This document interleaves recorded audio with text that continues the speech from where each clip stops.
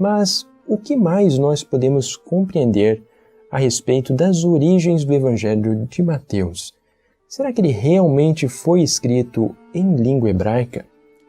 Algo importante também em relação a esta ideia de que ele foi escrito em hebraico é que, conforme menciona Irineu de Leão, que nós realizamos a leitura, na verdade, ele descreve que o Evangelho foi escrito na língua dos judeus, o que pode não implicar necessariamente a língua hebraica, mas sim que talvez poderia ser uma referência ao aramaico, que era a língua inclusive falada por Jesus de Nazaré e uma parte significativa dos judeus, que habitavam na região da Judéia, que a partir especialmente do ano de 135, com a revolta de Bar Kokhba, começou-se a ser chamada de apenas Palestina. O que nós podemos realmente compreender sobre a língua em que ele foi escrita? Com isto, como nós observamos de que, de fato, as informações provenientes dos autores eclesiásticos mais antigos, elas têm certos conflitos de informação,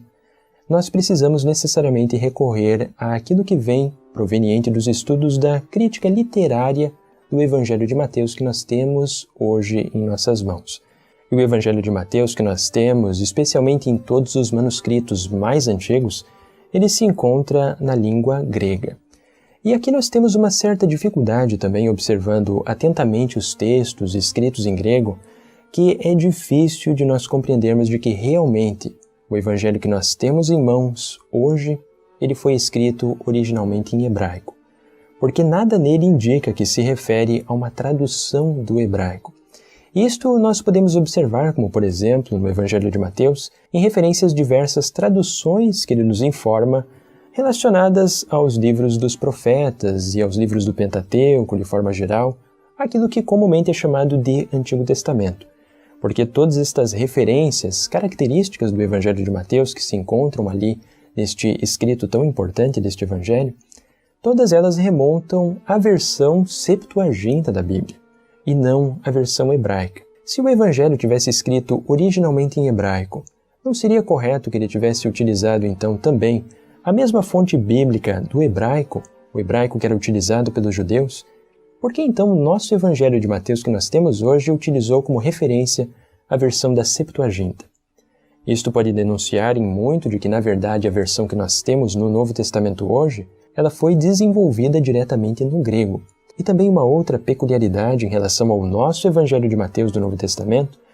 é que existem certos joguetes de palavras que eles, na verdade, não podem ser feitos em hebraico, como, por exemplo, o que nós encontramos em Mateus, no capítulo 24 e verso 30, em que nós temos certos jogos de palavras escritos em grego que não podem ser frutos de uma tradução direta do hebraico.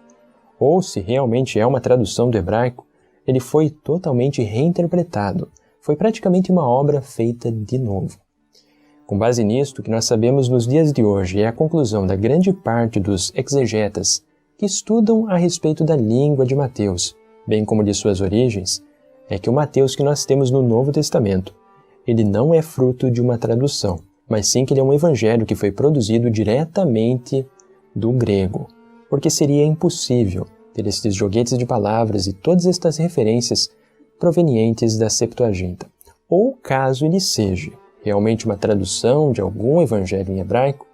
ele seria na verdade uma reelaboração completa deste evangelho, para se adaptar em tudo em relação à língua grega.